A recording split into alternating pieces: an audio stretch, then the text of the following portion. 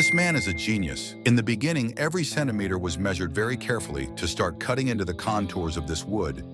Each contour decreases so that each corner is in its place and gives depth to the picture. Then the outline of this wood is assembled with a gap so that more strips of wood can be inserted. The easiest part remained, to close the side holes.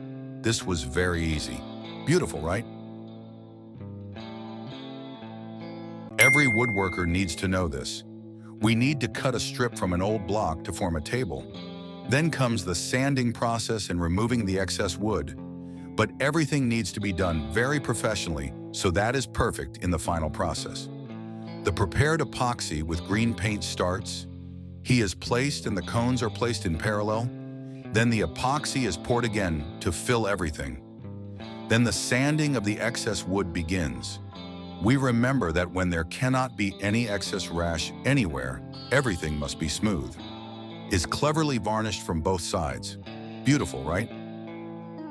Everyone can afford this. We will need 2 pallets and disassemble them into boards.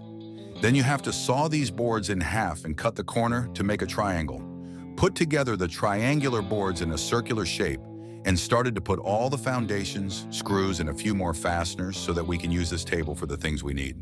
Screws wheels on, cut off the excess edges, sand them well, and start varnishing everything in brown color. Beautiful, right?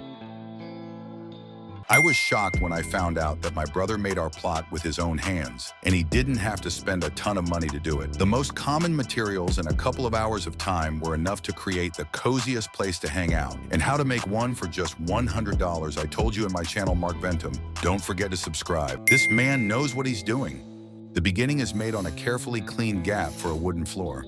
We apply sandpaper so that everything can be properly sanded, so that the entire floor remains without varnish or paint. Corners are more difficult, so the small sander is used so that everything is sanded precisely. Then we go through it again with the large sandpaper mechanism so that not a single piece of varnish or paint remains anywhere. After that, we apply varnish and paint everything sensible. Look at the result.